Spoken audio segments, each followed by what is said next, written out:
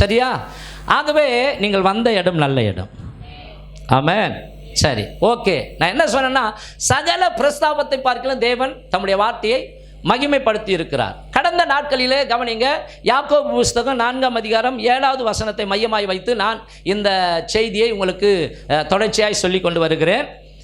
யாக்கோபு புஸ்தகம் 4ஆம் அதிகாரம் 7வது வசனம், ஆகையால் தேவனுக்கு கீழ்ப்படிந்திருங்கள், தேவனுக்கு கீழ்ப்படிந்திருங்கள், பிசாசுக்கு எதிர்த்து நில்லுங்கள், அப்பொழுது அவன் உங்களை விட்டு ஓடி போவான், அப்பொழுது அவன் உங்களை விட்டு ஓடி போவான். கவனிங்க, இந்த முழு உலகத்துக்கும் இன்றைக்கு கரைப்படுத்தி கொண்டிருக்கிறவன், இருக்கிற ஜனங்களை நாசமாக்கி கொண்டிருக்கிறவன், உலகத்தில் அருவருப்பான நிகழ்வுகள் நடந்து கொண்டு இருக்கிறதுனா அதுக்கு பின்னாலே யார் இருக்கிறான்னா பிசாசு தான். ஆகவே பைபிள் சொல்கிறது, யாரை விழுங்கலாமோ என்று வகை தேடி பிசாசானவன் சுற்றி தெரிந்து கொண்டிருக்கிறான் என்று வேதத்தில் பேதுரு மூலமாய் பரிசுத்த ஆவியானவர் நமக்கு எழுதியிருக்கிறார். இங்கே யாக்கோபு மூலமாய் பரிசுத்த ஆவியானவர் சொல்லுகிறார், விசுவாசிக்கிற பிள்ளைகளை பார்த்து நீங்கள் ஒன்று செய்ய வேண்டும், தேவனுக்கு முழுவதுமாய் உங்களை அர்ப்பணித்து கீழ்ப்படிந்து நடக்க வேண்டும், அப்பொழுது பிசாசு உங்களை விட்டு ஓடி போவான். ஆமென். உங்க வாழ்க்கையில கவனிங்க, நீங்க பிசாசை பார்த்து பயப்பட வேண்டிய அவசியமே இல்லை. நீங்க பயப்பட வேண்டிய ஒரு நபர் உண்டுனா அது தெய்வம் தான். கவனிங்க, உங்க சரீரத்தை மாத்திரம் கொல்ல பாத்திரமாய் இருக்கிற பிசாசுக்கு நீங்கள் பயப்படாமல், உங்கள் சரீரத்தையும் ஆத்துமாவையும் நரகத்திலே கொல்ல வல்லவராய் இருக்கிறவருக்கு நீங்கள் பயப்படுங்கள் என்று வேதம் சொல்லுகிறது.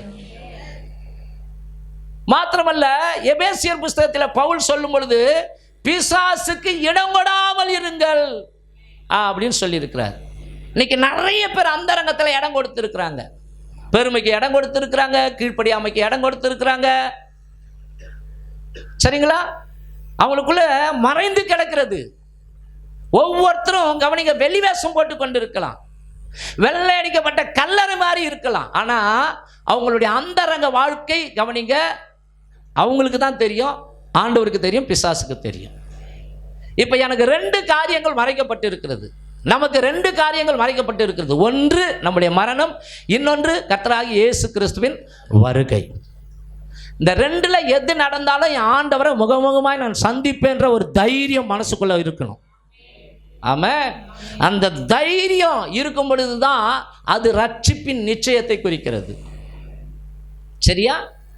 அந்த தைரியமே இல்லாம உலகத்தை கண்ட சகட்டு மேனிக்கு பாவங்களை செய்யறானே பாஸ்டர் அப்படின்னும் போது அவனுடைய மனசாட்சி செத்து போயிருக்கிறது. அவனுடைய மனசாட்சி செத்து போயிருக்கிறது.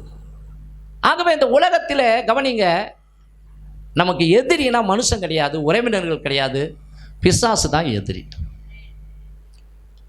இயேசு கிறிஸ்து சொல்லும்போது சொல்லுகிறார், நியாயப்பிரமாணங்களையும் தீர்க்க தரிசனங்களையும் அடிக்க வந்தேன் என்று எண்ணாதிருங்கள், அவைகளை நிறைவேற்றவே வந்தேன். மாத்திரமல்ல, இழந்து போனதை தேடவும் ரட்சிக்கவுமே வந்தேன் என்றும் சொல்லியிருக்கிறார். ஆனா அந்த பிசாசு என்ற நபரை பார்த்து சொல்லும்பொழுது சொல்றாரு, பிசாசின் கிரியைகளை அழிக்கும்படிக்கே இந்த பூமிக்கு வந்தேன். கையை தட்டி ஆண்டவருக்கு மகிமை செலுத்தலாமா? யார் இந்த பிசாசு? உலக மனத்தையும் மோசம் போக்கி கொண்டிருக்கிறவன். ஆகவே வேதத்தில் அவனுக்கு 14 பெயர்கள் கொடுக்கப்பட்டிருக்கிறது என்று கடந்த வாரங்களிலே உங்களுக்கு கற்றுக் கொடுத்தேன். 9 பெயர்களை சொல்லி இருக்கிறேன். யூடியூப்ல கவனிங்க, சாத்தானின் 14 நாமங்கள், சாத்தானுக்கு வேதம் சொல்லும் பெயர்கள் அப்படின்ற தலைப்பில் அந்த செய்திகள் இருக்கிறது. அதை போட்டு கேளுங்க.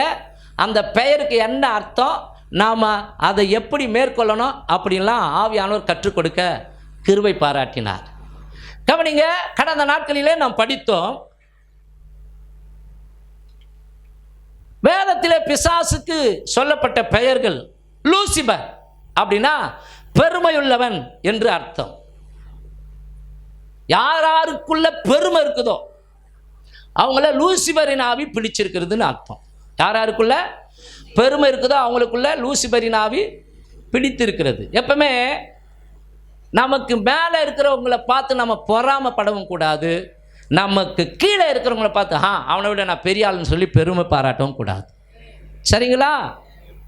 ஆகவே லூசிபர் அப்படின்ற அந்த பெயருக்கு பெருமை என்று அர்த்தம். சாத்தான் என்று அடுத்து சொல்லப்படுகிறது, அந்த பெயருக்கு அர்த்தம் எதிராளி. அடுத்தது பிசாசு, சோதனைக்காரன். கவனிங்க, இயேசுநாதர் சோதிக்கிறான்னு சொல்லுவாங்க சில பேர், கிடையாது. சாத்தான் தான் சோதனைக்காரன், பிசாசு தான் சோதிக்கிறவன். ஆகவே பிசாசு என்பதற்கு அர்த்தம் சோதனைக்காரன். அசுத்தாவி, அசுத்தத்தை உண்டாக்குகிறவன். கடந்த நாட்களில் சொன்னேன் இல்லையா, சொன்னால் உங்களுக்கு அவ்வளோதான். அன்பானவில் விலங்குகளோடு கூட உடலுறவு செய்கிறவங்களாம் இந்த உலகத்தில் இருக்கிறாங்க. அது பைபிளே சொல்லப்பட்டு இருக்கிறது. கடந்த காலங்களில் கவனிங்க, அப்படிப்பட்ட ஜனங்கள்லாம் இருக்கிறாங்க. மிருகங்களோடு கூட புணர்ச்சி பண்ணுறவங்க. பைபிளில் கவனிங்க, அந்த குறிப்பிட்ட பட்டணங்களை சொல்லும்போது ஆண்டவர் அதில் இருக்கிற யாரையும் விட்டு வைக்கக்கூடாதுன்றார். யாரையும் விட்டு வைக்கக்கூடாது. சவுலை பார்த்து சொல்லுவார், அமலேக்கியர் என்ன பண்ணு, மொத்தமாக சங்காரம் பண்ணு, ஒருத்தர் கூட அதில் உயிரோடு கூட இருக்கக்கூடாது. நம்ம நினைப்போம், என்னடா இது எல்லாரையும் ஆண்டவர் கொல்ல சொல்கிறாரு அப்படின்னு நம்ம நினைப்போம். ஆனால் அந்த ஆராய்ச்சியில் சொல்கிறாங்க, சமீபத்தில் ஒரு கண்டுபிடிப்பு, அந்த ஆராய்ச்சியில் இருக்கிற எழுத்துக்களை படிக்கும் பொழுது வேத ஆராய்ச்சியில் நிபுணராக இருக்கிறவர் ஐயோ அப்படின்னாரு. என்னன்னா, இப்போ இருக்கிற எய்ட்ஸு அப்பயே இருந்துதான். இப்போ இருக்கிற எய்ட்ஸு அப்போ தம்முடைய ஜனங்களோடு கூட அந்நிய நுகத்தில் இருக்கிற ஆணோ அல்லது பெண்ணோ இணைந்தால் தம்முடைய ஜனத்துக்கு இப்படிப்பட்ட ஆபத்து வரும்னு சொல்லி குறிப்பிட்ட ஜனங்களை ஆண்டவர் அழிக்கும்படிக்கு அப்பவே சவுலுக்கு கட்டளையிட்டு இருக்கிறார். அப்படின்னா அந்த ஜனங்கள் என்ன பண்ணுவாங்கன்னா, அவங்கெல்லாம் மிருகங்களை தான் தெய்வங்களாக கும்பிட்றாங்க. அவங்க என்ன பண்ணுவாங்களாம், அந்த மிருகங்களுக்கு பூஜை போட்டு அந்த மிருகங்களுக்கு ஆராதனை செய்து அதே வெறியோடு கூட என்ன பண்ணுவாங்களா, விலங்குகளோடு கூட புணர்ச்சி செய்துட்டு, அது பக்தியாம். அது ஆராய்ச்சியில் சொல்லப்பட்டிருக்கு. அப்படியே வந்து கவனிங்க, அவர்கள் தங்களிடத்தில் இருக்கிற குடும்பத்தில் இருக்கிற பெண் பிள்ளைகளோடு கூட புணர்ச்சி செய்வார்களாம். அப்போ கொடிய வியாதிகள். ஆகவே தான் ஆண்டவருக்கு அதெல்லாம் தெரியும் இல்லையா, எல்லாரையும் நிக்கிரகம் பண்ணு அப்படின்றார். அதை தான் தவறினார். யாரு? சவுல். மாடுகளை ஆடுகளை தெரிந்து கொண்டார், அதை கடவுளுக்கு பலி செலுத்துவோம், எதை அருவருப்பை போய் கடவுளுக்கு பலி செலுத்துவோன்னு சொல்லி. ஆகவே ராஜ்யபாரம் அவனை விட்டு நீங்கியது. அப்போ அசுத்தம். இன்னைக்கு கவனிங்க, அகோரிகள் அப்படின்னு சொன்னேன் இல்லையா, அந்த அகோரிகள் பிணத்தோடு கூட உடலுறவு செய்கிறாங்க. நிர்வாணமாக இருக்கிறவங்க, பிணத்தை தின்றவங்க, இதெல்லாம் அசுத்தம் இல்லைங்களா? இப்போ இதுக்கு பின்னால் யாருங்க இருக்கிறான்? அசுத்த ஆவி. அடுத்தது லேகியோன் அப்படின்றவங்க. லேகியோன்னா ஒரு பிசாசு, 2 பிசாசு, 3 பிசாசு இருக்குன்னா அதுக்கு பேர் லேகியோன். 6000 பேர் உள்ளவங்க லேகியோன் அப்படின்னு அர்த்தம். கவனிங்க, இதே திருச்சபையில் 6 பேயை துரத்தி இருக்கிறோம். எத்தனை பேர் பார்த்தீங்க? பார்த்தவங்க மாத்திரம் கையை தூக்கி காட்டுங்க. 1 2 3 4. என்னமா உருது பேசிச்சு தெரியுமா? பயங்கரமாக உருது பேசிச்சு தெரியும். அதுக்கு தமிழை தவிர வேற எதுவும் தெரியாது அந்த பிள்ளைக்கு. ஆனால் உருது பயங்கரமாக பேசிச்சு. ஆமாம், அதை பார்த்தோன்னே தான் சிலருக்கு அபிஷேகமே இறங்க ஆரம்பிக்குது. இங்கே ஏசுநாதர் இருக்கிறாருங்க, ஓகேவா? அப்போ லேகியோன் அப்படின்னா 6000 பேர் கொண்ட ஒரு பட்டாளியனுக்கு பேர் லேகியோன். அப்போ உன் பேர் என்ன அப்படின்னு பிசாசு பிடித்த மனுஷனை பார்த்து ஆண்டவர் கேட்கும்போது லேகியோன் அப்படின்னா 6000 பேய் அவனுக்குள்ளே இருந்தது. ஒரு பேய் பிடிச்சவனே கண்ட்ரோல் பண்ண முடியலன்னா 6000 பேய் பிடிச்சவனை அவனை விலங்கால் கட்டி வச்சுருந்தா கூட, சங்கிலி விலங்குகளால் கட்டி வச்சுருந்தா கூட அது என்ன பண்ணுவானா, அறுத்தெறிஞ்சு கல்லறைக்கு ஓடிடுவானா. அப்போ லேகியோன். அடுத்து சொன்ன பிரபஞ்சத்தின் அதிபதி. குறிப்பிட்ட சில பகுதிகளில் விபச்சாரங்கள் நடக்குது, குறிப்பிட்ட சில பகுதிகளிலே கஞ்சா விற்பனை நடக்கிறது, குறிப்பிட்ட சில பகுதிகளில் குறிப்பிட்ட சில பாவங்கள் மிதமிஞ்சி அதிகமாக நடக்குதுன்னா அந்த பகுதியை இயக்கி கொண்டிருக்கிறவன் அதிபதி. இந்த உலகத்தின் அதிபதி அவன் தான். யாரு? பிசாசு. தற்காலிகம் இந்த உலகம் கவனிங்க, மனுஷன் கொண்டு போய் அவனுக்கு அடகு வச்சுட்டான். ஆனால் கர்த்தர் அதை மீட்டு எடுத்தார். கைதட்டுவோமா அவருக்காக? இது யாருக்கு தெரியும்? ரட்சிக்கப்பட்ட உனக்கு எனக்கு தான் தெரியும், ரட்சிக்கப்படாத மக்களுக்கு தெரியாது. மோடி மஸ்தான் பாம்பை வச்சுன்னு வித்த காட்டுவான், பயப்படுவாங்க எல்லாருமே. அவனுக்கு தான் தெரியும் பாம்புடைய பல்ல பிடுங்கியாச்சுன்னு சொல்லி. அது மாதிரி அவனுடைய பல்ல ஆண்டவர் பிடுங்கிட்டார். சரியா? அவனுடைய தலையை நசுக்கிட்டாரு. இப்போ வாழை நசுக்கும்படிக்கு உனக்கு எனக்கு அதிகாரம் கொடுத்துருக்கிறார். அதுக்கே நம்ம அலறோம். ஓகேவா? அப்போ இப்பிரபஞ்சத்தின் அடுத்தது சொன்ன பெயல்செபூல் அப்படின்னா பிசாசுகளின் தலைவன். பிசாசுகளின் தலைவன். கவனிங்க அன்பானவல்ல, இப்போ வார்டு மெம்பர் இருக்கிறாங்க, அப்புறம் கவனிங்க துணை தலைவர் இருக்கிறாங்க, அப்புறம் தலைவர் இருக்கிறாங்க. அந்த தலைவர்களுக்கு மாவட்டத்தில் ஒரு தலைவர் இருக்கிறாங்க. அதிகாரம் பாருங்கள் எப்படிலாம் போகுது. சொல்கிறது புரியுதுங்களா? ஆமாம். கவனிங்க, எம்எல்ஏக்களுக்கு முதலமைச்சர், முதலமைச்சருக்கு மேலே அதிகாரம் படைத்தவர் யாரு? பிரதமர். இப்படி அதிகாரம்லாம் இருக்குது இல்லையா? அது மாதிரி தான் கவனிங்க, பிசாசுகளுக்கு ஒரு தலைவன் இருக்கிறான். அவன் பெயர் பெயல்செபூல் அப்படின்னு சொல்லப்பட்டிருக்கிறது. அடுத்து சொன்ன வலு சர்ப்பம் அப்படின்னா தந்திரக்காரன். அவன் தந்திரமானவன். சில நேரங்களில் கவனிங்க, நம்ம வாழ்க்கையில் கூட சில பேர் நல்லா போய் கொண்டு இருக்கோம், தந்திரமாக உள்ளே பூந்துடுவான். நான் உதாரணமாக சொன்னேன், கவனிங்க, நல்லா ஓரவங்களை பிடிச்சி தள்ளி விடான் பேய். பொறுமையாக நடந்தால் இழுத்து உட்கார வச்சிடுவான். ஆகவே ஓடுற ஓட்டம் கூட நிதானமாய் ஓடணும். ஒரு தொழிலதிபருக்கு ஒரு பொண்ணு இருந்தது. மந்திரவாதி கிட்ட போய் அந்த பேயை துரத்துறதுக்கு பணத்தை கொடுத்து பேயை துரத்துக்கிட்டாருன்னா மந்திரவாதியால் முடியல, குறி சொல்கிறவங்களால முடியல. கடைசியில் சர்ச்சுக்கு கொண்டு வந்தாங்க. சர்ச்சில் ஜெபம் பண்ணுறாரு, பேய் போயிடுது. வீட்டுக்கு போனால் பேய் வந்துடுது. இப்படியே இருக்கும்போது அவர் என்ன பண்ணார், ஐயா இப்படி இருக்குதே என்ன பண்ணுறது, ஓகே நீங்கள் சர்ச்சுக்கு தொடர்ச்சியாக வாங்க, என்னால் இருக்கிற ஒர்க்குக்கு தொடர்ச்சியாக வர முடியாது, ஒன்று செய்கிறேன் ஐயா, உங்கள் வீட்லேயே ஒரு 2-3 மாதம் வச்சுங்க, உங்கள் வீட்டிலே வச்சுங்க. இவர் பேயை ஓட்டார். கடைசியில் அந்த பொண்ணுக்கு இவருக்கு லவ் உண்டாயிடுச்சு. நடந்த உண்மையான சம்பவமா? அந்த லவ்வில் ஊழியத்தை விட்டுட்டு இவர் இழுத்துன்னு ஓயிட்டார். ஊழியம் போச்சு, பேரும் நாஸ்தி ஆயிடுச்சு. தந்திரக்காரன். சரிங்களா? ரொம்ப ரொம்ப ஜாக்கிரதையாக இருக்க வேண்டும். அடுத்ததாக கவனிங்க, இன்றைக்கு சொல்ல போகிற ஒரு காரியம் எழுதி கொள்ளுங்கள், அந்தி கிறிஸ்து. இந்த அந்தி கிறிஸ்து என்பவன் கவனிங்க மனுக்குலத்திற்கும் கிறிஸ்துவுக்கும் எதிராளி. ஆன்டி கிரைஸ்ட், கிறிஸ்துவுக்கு எதிரானவன் அந்தி கிறிஸ்து. அவன் இப்போ வரல, ஆனால் அவனுடைய ஆவிகள் இப்பொழுது செயல்பட்டு கொண்டிருக்கிறது. அவனுடைய ஆவிகள் இப்பொழுது செயல்பட்டு கொண்டிருக்கிறது. சில பேரை தன்னுடைய கண்ட்ரோலில் வச்சிருக்கிறான். கவனிங்க, இப்பொழுதே சில ஹோட்டலில் நுழைஞ்சு பாருங்க, ஆட்டோமேட்டிக்காக திறகுது, கதவு திறகுதா இல்லையா? ஒரு நாள் வரும், கவனிங்க, எல்லாரும் சிப்பை பொருத்திக்கணும். பெட்ரோல் பேங்க்கில் போன உடனே அந்த சிப்பை பொருத்திக்கின்னு அதை எடுத்து ஆட்டோமேட்டிக்காக என்ன ஆகும், பெட்ரோல் ஊற்றும் காரில், அந்த டேங்க்கில் ஃபுல் பண்ணிக்கின்னு போய்க்கினே இருக்க வேண்டியது தான். ஆகவே தான் நான் அறிவிப்பிலே சொன்னேன், இந்த உலகம் அந்தி கிறிஸ்துவை வரவேற்க ஆயத்தப்பட்டு கொண்டிருக்கிறது. தேவனுடைய பிள்ளைகளோ நடுவானத்தில் கர்த்தராகி இயேசு கிறிஸ்து வரப்போகிறதை வரவேற்பதற்கு ஆயத்தப்பட்டு கொண்டிருக்கிறார்கள். சபை மணவாளனுக்காக ஆயத்தப்பட்டு கொண்டிருக்கிறது. அந்த கை தட்டுறது கூட எப்படி தட்டுறீங்க, ஒரு கம்பீரமா. அப்போ கவனிங்க, கிறிஸ்துவுக்கு எதிரானவன் தான் அந்தி கிறிஸ்து. சரிங்களா? அதை குறித்து வசனம் சொல்கிறது. 1 யோவான் புத்தகம் 4ஆம் அதிகாரம் 2வது வசனம் 3வது வசனத்தை வாசிக்க நாம் கேட்போம். தேவ ஆவியை நீங்கள் எதினாலே அறியலாம் என்றால், மாம்சத்தில் வந்த இயேசு கிறிஸ்துவை அறிக்கை பண்ணுகிற எந்த ஆவியும், கவனிக்கணும், எந்த ஆவியும் தேவனால் உண்டாயிருக்கிறது.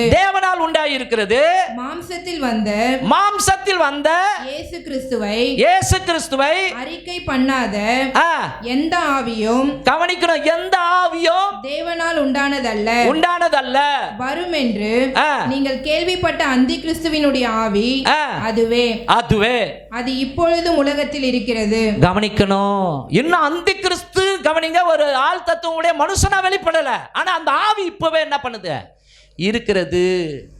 கவனிங்க, இதுல யோவான் சொல்றாரு என்னன்னு, மாம்சத்தில் வந்த கர்த்தராகி இயேசு கிறிஸ்துவை அறிக்கை பண்ணாத எந்த ஒரு மனுஷனோ அந்தி கிறிஸ்துவின் கட்டுப்பாட்டுக்குள் இயங்கி கொண்டிருக்கிறான். சரிங்களா? இயேசு கிறிஸ்து கடவுள் இல்லை அப்படின்னு சொல்றவன் அந்த கிறிஸ்துவின் ஆவியினால் பிடிக்கப்பட்டு இருக்கிறான். இன்னைக்கு என்ன தெரியுமா? பிதாதான் தெய்வம்னு வாங்க. இந்த யெகோவா சாட்சிகள்னு ஒரு குரூப் இருக்குது. அந்த யெகோவா சாட்சிகள் கிட்ட நீங்க பேசுனீங்கன்னா உங்களுக்கு தலை வலிக்கும், குழப்பி விட்டுருவாங்க. பிதாதான் தெய்வம் அப்படின்வாங்க. இயேசு கிறிஸ்து தெய்வம் இல்லைன்னு சொல்லுவாங்க. ஆனா இங்க யோவான் சொல்றாரு, கவனிங்க, இந்த மாம்சத்திலே இந்த பூமியில தேவன் வந்தார். தேவன் மாம்சத்தில் வெளிப்பட்டார். மாம்சத்தில் வெளிப்பட்ட அந்த இயேசு கிறிஸ்துவை அறிக்கை பண்ணாத எந்த மனுஷனையும் கவனிங்க அந்த கிறிஸ்துவின் ஆவி பிடித்திருக்கிறது என்று அர்த்தம். அந்த கிறிஸ்துவின் ஆவினாலே அவர்கள் ஆளுகை செய்யப்பட்டிருக்கிறார்கள். ஆகவே கவனிங்க, நாம திரித்துவத்தால் உருவாக்கப்பட்ட மனுஷன். நமக்குள்ள ஆவி, ஆத்மா, சரீரம் இருக்கிறது. நம்முடைய தேவனுக்குள்ளேயும் பிதா, குமாரன், பரிசுத்த ஆவி இருக்கிறது. கவனிங்க, உலகமே திரித்துவத்தால் உண்டாக்கப்பட்டிருக்கிறது. நீங்க பைபிளை படிச்சு பார்த்தீங்கன்னா ஆதியாகமம் 1:26 பின்பு தேவன் தமது சாயலாகவும் நமது ரூபத்தின்படியும் மனுஷனை உண்டாக்குவோமாக. கவனிங்க, சொல்றாரு நமது சாயலாகவும் நமது ரூபத்தின்படியும் மனுஷனை உண்டாக்குவோமாக. ஏன் உண்டாக்குவேன்னு ஒருமையில சொல்லலாம் இல்லையா? ஒருமையில சொல்லலாம் இல்லையா?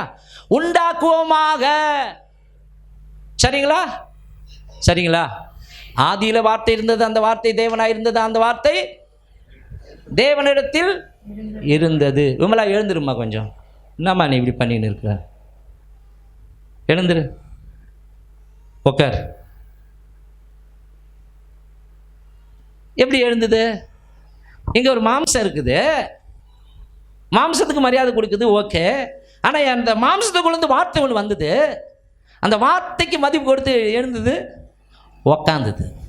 அப்போ தேவனை விசுவாசிக்கிறவர்கள் தேவனுடைய வார்த்தையும் விசுவாசிக்க வேண்டும். தேவன் வார்த்தை பரிசுத்த ஆவி. அந்த இடத்துல தான் கவனிங்க, பிதா, வார்த்தை, பரிசுத்த ஆவி. அதை தான் சொல்றோம், பிதா, குமாரன், பரிசுத்த ஆவி. அந்த வார்த்தை, அந்த குமாரன் என்பவர் இந்த பூமியில மாம்சத்தில் வெளிப்பட்டார். அவரை அறிக்கை பண்ணாத, அவரை தொழுது கொள்ளாத எந்த மனுஷனையோ அந்தி கிறிஸ்துவின் ஆவி இயக்கி கொண்டிருக்கிறது. ஆகவே கவனமாயிருங்கள். ஸ்தோத்திரம். நாம கவனிங்க, இயேசு கிறிஸ்துவே நம்முடைய இரட்சகர் என்று மேன்மை பாராட்ட வேண்டும். சரிங்களா? நம்ம வார்த்தைக்கு வார்த்தை இயேசுவை நாம அறிக்கை பண்ண வேண்டும். ஆண்டவர் சொன்னாரு, மனுஷர் முன்பாக என்னை அறிக்கை பண்ணுகிறவனை என் பிதாவின் முன்பாக அறிக்கை பண்ணுவேன். மனுஷன் முன்பாக என்னை மறுதளிக்கிறவனை பிதாவின் முன்பாக நான் அவனை என்ன பண்ணுவேன்? மறுதளிப்பேன் அப்படின்னு சொல்லியிருக்கிறார். ஆகவே அன்பானவர்களே, தேவனுக்கு கொடுக்க வேண்டிய ஒரு மகிமையை நான் எடுத்துக்கொள்வேனானால் என்னை அந்த கிறிஸ்துவின் ஆவி இயக்கி கொண்டிருக்கிறது. புரியுதுங்களா? இன்னைக்கு 100 கோடியில் சர்ச்சை கட்டிட்டு ஐயோ அந்த பாஸ்டர் 100 கோடியில் சர்ச்சை கட்டுறோம், ஐயோ அந்த பாஸ்டர், ஐயோ அந்த பாஸ்டர்னா அந்த பாஸ்டருக்கு ஐயோ, அந்த பாஸ்டருக்கு 100 கோடிக்கு சர்ச்சை கட்டுறதுலாம் கவனிங்க ஆண்டவர் விரும்பலை. ஆனால் மகிமை பெரிய பாபேல் கோபுரம் கட்டுறாங்க, கட்டல அது விரும்பலை. அவங்க தங்களுக்கு பேர் உண்டாகும்படிக்கு. இப்போ நம்ம என்ன பண்ணுவோம்? அப்பா பாஸ்டர் சாம்பி செல்லதுரை 175 கோடிக்கு சர்ச்சை கட்டிட்டாராம். கர்த்தருக்கு கொடுக்க வேண்டிய மகிமை யாருக்கு போகுது?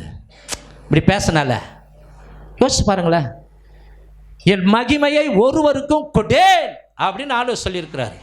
ஆகவே எந்த ஒரு ஊழியக்காரன் தேவனை முன்பாக வைத்து பேசாமல் தன்னை குறித்து அவன் பிரஸ்தாபப்படுத்துகிறானோ அவனை அந்தி கிறிஸ்துவின் ஆவி இயக்கி கொண்டிருக்கிறது. இந்த ஆவி இப்பொழுதே செயல்படுகிறது. கவனிங்க, அவன் சரீரத்தில் வருவான் ஒரு நாள். அது எப்படின்னா சபை எடுத்துக்கொள்ளப்படும்.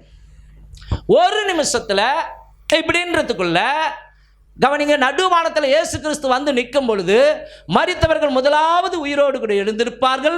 பின்பு உயிரோடு இருக்கிற நீங்களும் நானும் ஒரு நிமிஷத்தில் ஒரு இமை பொழுதுல மறுரூபமாகி துணியெல்லாம் அப்படி அப்படியே விழுந்துடும்.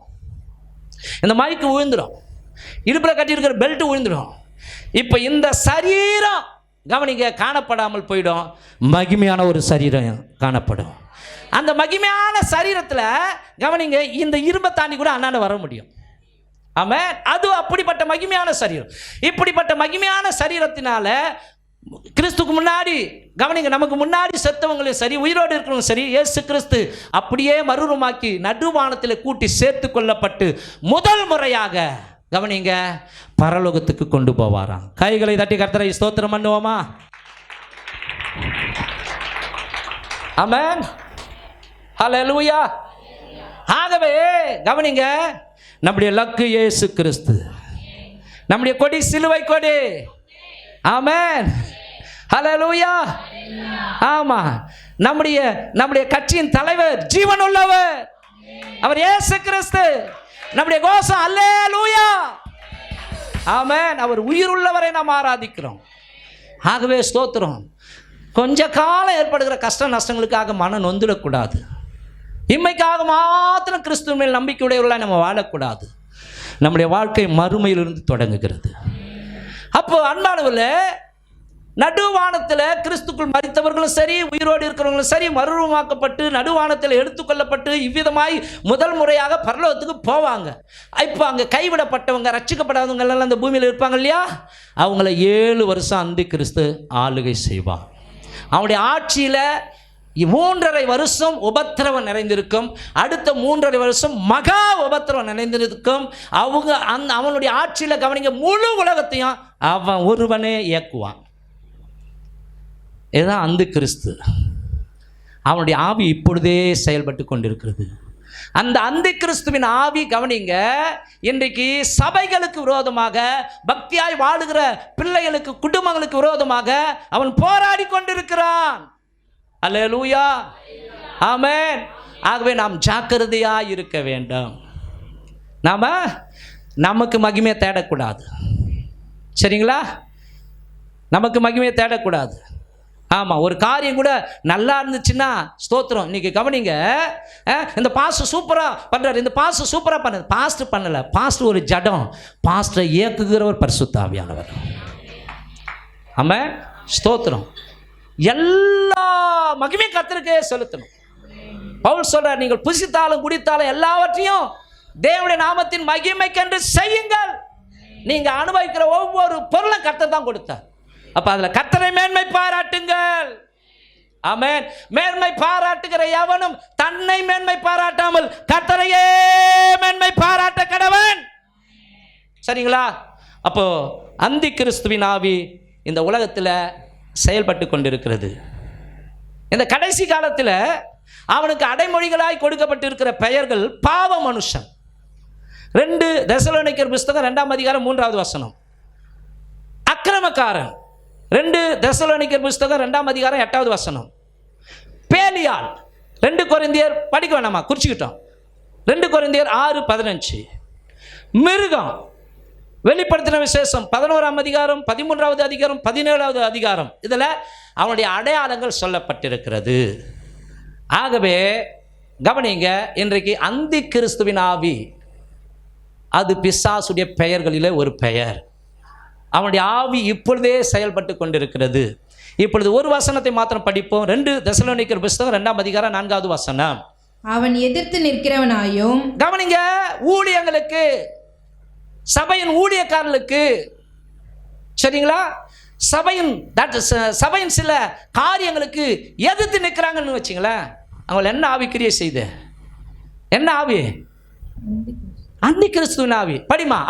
அவன் எதிர்த்து நிற்கிறவனாயும், தேவன் எண்ணப்படுவது எதுவோ, தேவன் எண்ணப்படுவது எதுவோ, ஆராதிக்கப்படுவது எதுவோ, அவை எல்லாவற்றிற்கும் மேலாக தன்னை உயர்த்துகிறவனாயும், தேவனுடைய ஆலயத்தில், எவ்வளவு துணிகரம் பாருங்க, தேவனுடைய ஆலயத்தில் தேவனை போல உட்கார்ந்து தன்னைத்தானே தேவன் என்று காண்பிக்கிறவனாயும் இருப்பான். தன்னைத்தானே தேவன் என்று காண்பிக்கிறவனுமாயும் இருப்பான். 2 தெசலோனிக்கர் 2:9 சொல்லுது, அந்த அக்கிரமக்காரனுடைய வருகை சாத்தானுடைய செயலின்படி சகல வல்லமையோடும் அடையாளங்களோடும் பொய்யான அற்புதங்களோடும் கெட்டு போகிறவர்களுக்குள்ளே அநீதியினால் உண்டாகும் சகலவித வஞ்சகத்தோடும் இருக்கும். ரட்சிக்கப்படத்தக்கதாய் சத்தியத்தின் மேலுள்ள அன்பை அவர்கள் அங்கீகரியாமற் போனபடியால் அப்படி நடக்கும். அல்லேலூயா, ஆமென். கவனிங்க, கடந்த காலங்களில் ஒரு பாடலை ஏற்றினவர் தெரியுமா? ஒரு பாட்டு, இயேசு கிறிஸ்து மாறாதவரே, இயேசு கிறிஸ்து மாறாதவரே. இந்த பாடல் இதெல்லாம் பாடுறேன் இல்லையா? கவனிங்க, பாலாசி லாரி அப்படின்னு பேர். அவர் பாட்டு பாடுவாராம். வல்லமை உண்டு உண்டு அற்புத வல்லமை இயேசுவின் இரத்தத்தால். அப்படி சொல்லும் பொழுது கிட்டத்தட்ட ஒரு 300 மீட்டருக்கு ஆள் போனால் கூட, பேய் பிடிச்ச ஆள் போனால் கூட ஓடியாருவாங்களாம், அலறி அடிச்சுக்கணும். அப்படிப்பட்ட மனுஷன் நானே இயேசு கிறிஸ்துன்ட்டானா. கடைசியில் புழுத்து செத்தாராம். இன்னைக்கு கவனிங்க, நான் தான் ஜீசஸ் அப்படின்ற துணிகரம் உடைய ஆட்கள்லாம் இன்னைக்கு எழும்பி இருக்கிறாங்க. அற்புதங்கள், செத்தவங்களை உயிரோடு கூட எழுப்பலாம், எல்லாம் பண்ணலாம். ஆனால் அவங்களுக்குள்ள கனி வரணும். ஆகவே அந்தி கிறிஸ்து என்றால் கிறிஸ்துவுக்கு எதிரானவன். இந்த அந்தி கிறிஸ்துவின் ஆவி பலரை பலி வாங்கி இருக்கிறது. அந்த அந்தி கிறிஸ்துவின் வஞ்சகத்தால் அநேகர் இன்றைக்கு ஊழியத்தை இழந்து, கவனிங்க, தேவனை இழந்து அவனுடைய வஞ்சகமான காரியங்களினாலே சிக்கப்பட்டவர்களாக ஆக்கினிக்கு நேராகி போய் கொண்டிருக்கிறாங்க. ஆகவே இந்த கடைசி நாட்களில் அப்படிப்பட்ட ஆவிகளுக்கு நாம் எச்சரிக்கையாய் இருக்க வேண்டும். 11வது காரியம், கள்ள தீர்க்கதரிசி. இந்த பெயருக்கு அர்த்தம் என்னவென்றால் அந்த பெயர்லேயே இருக்குது, கள்ள தீர்க்கதரிசி. கள்ள தீர்க்கதரிசி. அப்போ கவனிங்க, பரிசுத்த ஆவியானவர் நல்ல தீர்க்க தரிசனம் சொல்றாரு. ஆனா அசுத்தாவி, இந்த கள்ள தீர்க்க தரிசனத்தின் ஆவி என்ன பண்ணுதுன்னா கள்ளத்தனமான காரியங்களை தான் சொல்லும். ஓகேவா? இப்போ கள்ளன் அப்படின்றோம் இல்லையா? இப்போ நல்ல நோட்டு, சரி ஓகே, 100 ரூபாய்க்கு கள்ள நோட்டு இருக்குதா இல்லையா? ஏம்மா இருக்குதுன்னா அப்படின்னுங்க, இல்லைண்ணா எப்படின்னுங்க. அப்படியே கம்முன்னு இருக்காதீங்க. ஒன்று இருக்குதுன்னா இல்லைண்ணா ஏதோ ஒன்று இருக்குமாம, அது மாதிரி அப்படியே பார்த்துன்னு இருக்காதீங்க. 100 ரூபாய்க்கு கள்ள நோட்டு இருக்குதா? இருக்குது. 50 ரூபாய்க்கு கள்ள நோட்டு இருக்குதா? இருக்குது. 500 ரூபாய்க்கு கள்ள நோட்டு இருக்குதா? இருக்குது. 20 ரூபாய்க்கு கள்ள நோட்டு இருக்குதா? இருக்குது. 30 ரூபாய்க்கு கள்ள நோட்டு இருக்குதா? ஏன்னா 30 ரூபா நோட்டே இல்லை. ஒரிஜினல் அப்படின்னு ஒன்றுன்னா டூப்ளிகேட் இன்னைக்கு உலகத்தில் இருக்குதுங்க. நல்ல தீர்க்க தரிசனத்துக்கு ஆப்போசிட்டாக கள்ள தீர்க்க தரிசனமும் இன்னைக்கு இயங்கி கொண்டு இருக்கிறது. ஓகேவா?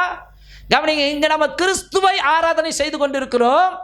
கவனிங்க, கள்ள திருச்சபைகளில் கள்ளத்தனமான அந்தி கிறிஸ்துவை ஆராதனை செய்கிறாங்க, சாத்தானை ஆராதனை செய்கிறாங்க. அங்கே என்ன தெரியுமா, அந்த மாதிரி சபைகள் இன்னைக்கு ஃபாரின்லாம் இருக்குது. அங்கே சிலுவை தலைகீழாக இருக்கும்.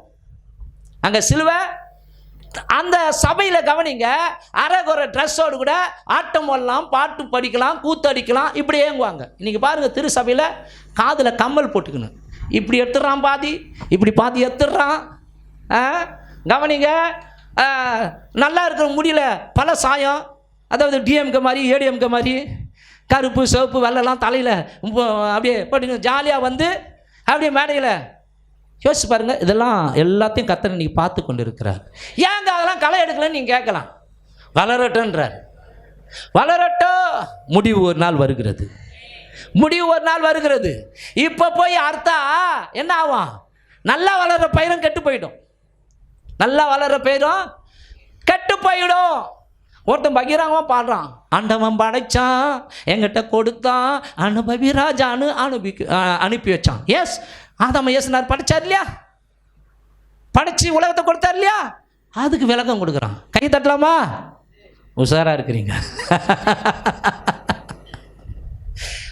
பாருங்க, இன்னைக்கு கள்ளத்தனமா பண்ற எத்தனையோ மக்கள் இன்னைக்கு உலகத்தில் பெருகிட்டாங்க.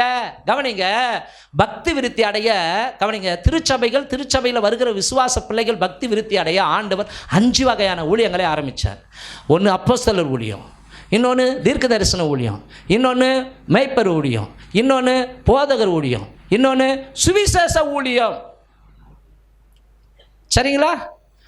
இன்னைக்கு தப்பா பிரசங்கம் பண்ற ஆட்கள்லாம் இருக்கிறாங்க, வளர்ற ஆட்கள்லாம் இருக்கிறாங்க. இன்றைக்கி பெருமை பாராட்ட ஆடுங்கள்லாம் அதுதான் சொல்லுவேன். நான் இருக்கிற பகுதியில் சில பேர் ஒருத்தர் ஏரியா பாஸ்டர் நான் கேட்டேன், வாங்க என்ன, அவர் ஏற்கனவே சர்ச்சை நடத்திருந்தாராம். சரி ஓகே, உங்கள் பேர் என்னன்னா பேரை சொன்னார். நான் எப்பவுமே எப்படிங்க ரட்சிக்கப்பட்டீங்கன்னு கேட்பேன். எப்படிங்க ரட்சிக்கப்பட்ட? நான் பிறந்ததுலேருந்தே ரட்சிக்கப்பட்டேன்னு இருப்பார். சரி போயிட்டு வாங்க என்ன, பிறந்தது உடனே எப்படிங்க ரட்சிக்கப்பட முடியும்?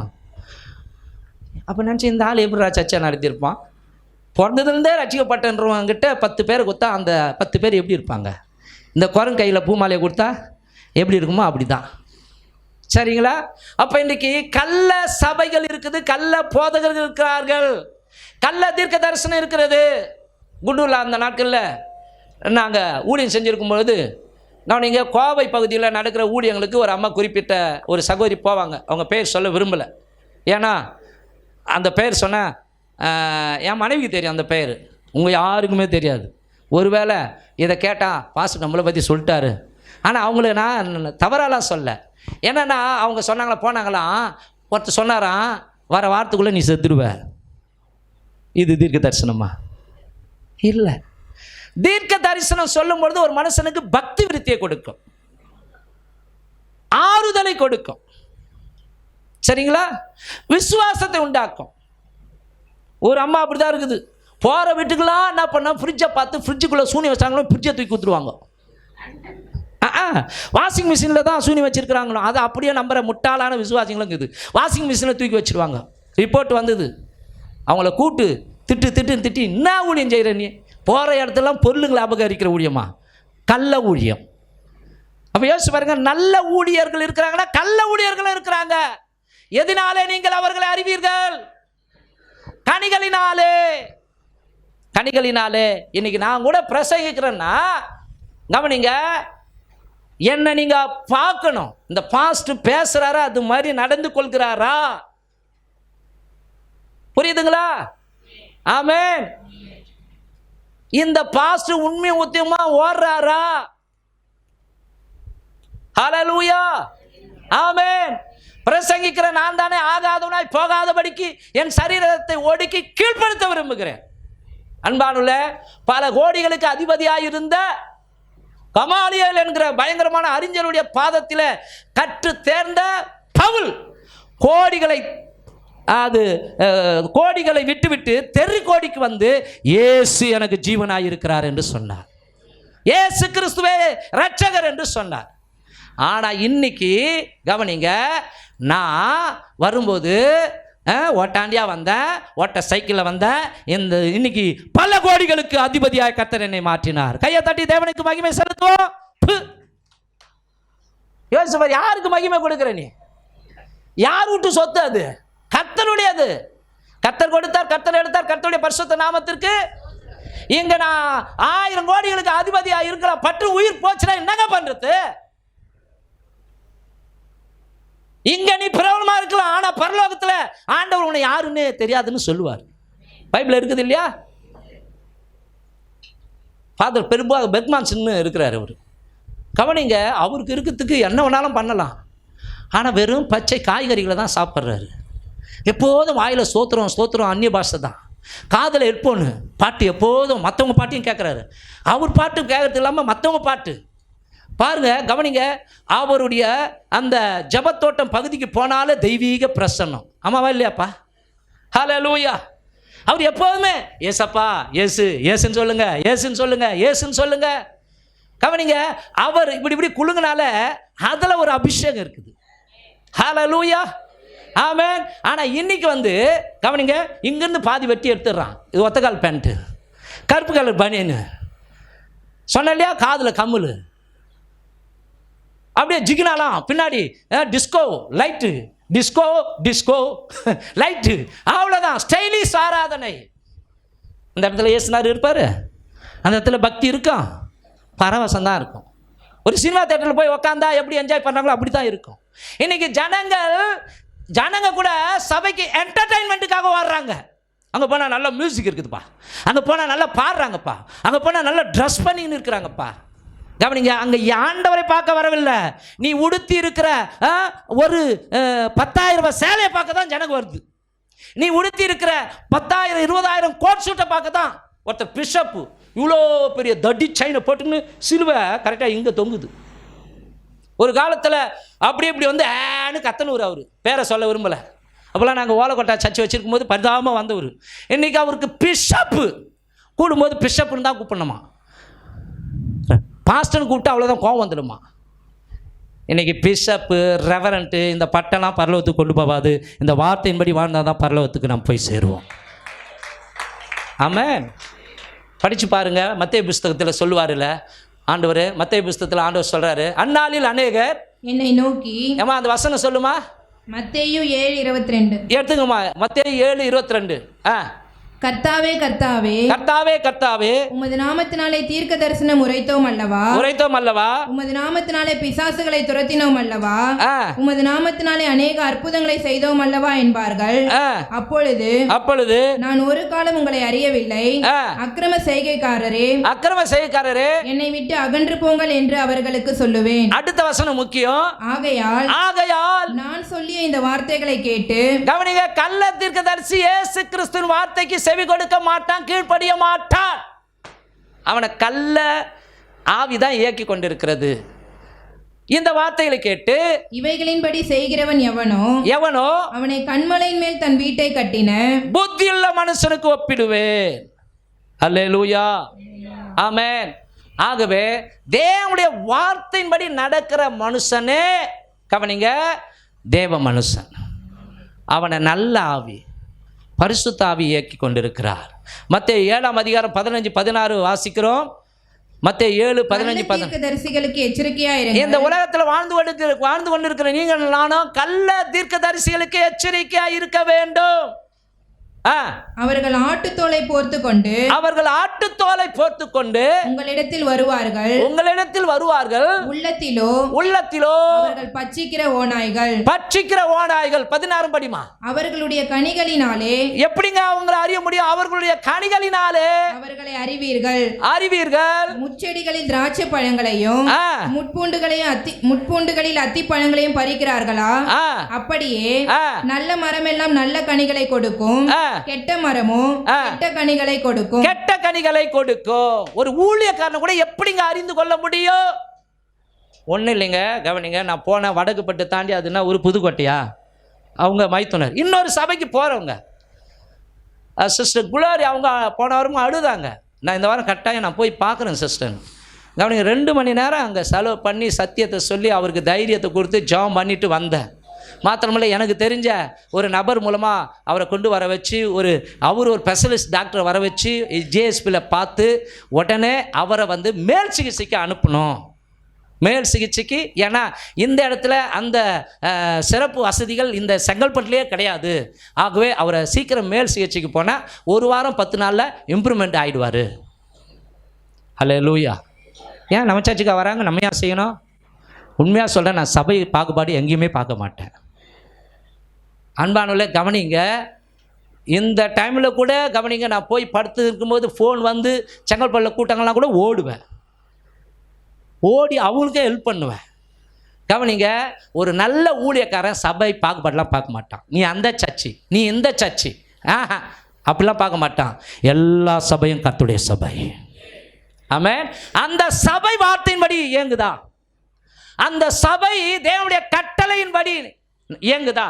தேவனுடைய கட்டளை என்னங்க? பிரதான கட்டளை, நீங்கள் புறப்பட்டு போய் சகல ஜாதிகளுக்கும் சுவிசேஷம் சொல்லி அவர்களை சீஷராக்குங்கள், பிதா குமாரன் பரிசுத்தாவின் நாமத்தில் அவர்களுக்கு ஞானஸ்நானம் கொடுங்க. ஆமாம், ஸ்தோத்திரம். இங்கே தாங்க நம்ம அடிச்சுக்கிறோம். சிஎஸ்ஐயா நக்கலா பார்க்குது. ஏன் சிஎஸ்ஐனா இலக்காரமா? அதில் கூட நல்லவங்க பரிசுத்தவான்களாம் இருக்கிறாங்க. நான் பெந்தேகோஸ்தே. ஆமாம், நீ பெந்தேகோஸ்தேன்ற உள்ளமோ அவ்வளோ குர்ணி அழுக்கு போட்டுக்கிறதுக்கு தான் ஒயிட்டு அங்கி. இப்போ ட்ரெஸ்லாம் வர மாறிச்சு. இப்போ தூக்கி தொப்பி மாதிரி வர வச்சுட்டாங்க, கையில் கோல் வார கொடுத்துட்டாங்க. அப்படி நிற்கிறேன். அடா பாவீங்க, இல்லாதெல்லாம் மனுஷன் போதிக்கிறாங்க. இப்போ ஜனங்க அப்படி இருந்தால் தான் மரியாதை கொடுப்பாங்களாம். ஒருத்தர் சொல்கிறாரு, ஏங்க அங்கி போட்டு தான் அவர் ரிஜிஸ்ட்ரேஷன் கல்யாணமே பண்ணுறாரு. பாஸ்டர் அது போட்டால் தான் பாஸ்டர் ஜனங்களை மதிக்கிறாங்க. ஸ்தோத்திரம். எனக்கு கூட பட்டங்களாக இருக்குது. அந்த பட்டங்கள்லாம் போட்டுக்கவே வேண்டவே வேண்டாம். நான் கூட டிடிலாம் வாங்கியிருக்கிறேன். அதுவும் கவனிங்க, சும்மா இல்லை, போய் உக்காந்து எக்ஸாம் எழுதி அதெல்லாம் வாங்கியிருக்கிறேன். ஏன்னா இந்த உலக அரசாங்கத்துக்கு காண்பிக்கணும். நான் என்ன பரிசுத்தாவியான தான் ஆச்சார், ஆகவே நான் சர்ச்சை நடத்துறேன்னு அவங்ககிட்ட சொல்ல முடியாது. அவன் வந்து கேட்டானா, ஒரு சபை நடத்தக்கூடிய குவாலிட்டிலாம் அவங்ககிட்ட இருக்குதா? இந்தா, என்ன சர்டிஃபிகேட் வேணும் உனக்கு? இந்தா, மேரேஜ் பண்ணுற சர்டிஃபிகேட் இந்தா வச்சுக்கோ, எல்லாம் லைசன்ஸும் எனக்கு இருக்குது. ஹல்லேலூயா, ஆமென். அப்போது கவனிங்க, இந்த உலக அதிகாரத்திற்கும் நம்ம உண்மையாக இருக்கணும், தேவனுடைய அதிகாரத்திற்கும் நம்ம கீழ்ப்படிந்து உண்மையாக இருக்கணும். சரிங்களா? அப்போது கவனிங்க, நல்ல மரம் நல்ல கனிகளை கொடுக்கும், கெட்ட மரம் கெட்ட கனிகளை கொடுக்கும். ஆமென், ஹல்லேலூயா. புரிஞ்சுதுங்களா? புரிஞ்சுதுங்களா? நீங்கள் நல்ல மரமா? நல்ல மரமா? ஆமாம், நல்ல மரம். ஸ்தோத்திரம். உங்கள் வீட்டுக்கார் நல்ல மரமா? மனைவிகள் நல்ல மரமா? வீட்டுக்கார் தூங்கிட்டு வந்தியா? ஸ்தோத்திரம். வீட்டுக்கார் எவ்வளோ வச்சிருக்கிறாரு ஆராயக்கூடாது.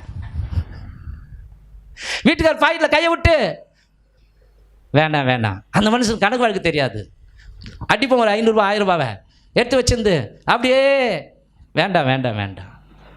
புருஷன் பொண்டாட்டி அவங்க உண்மையாக இருக்கணும். ஹல்லேலூயா.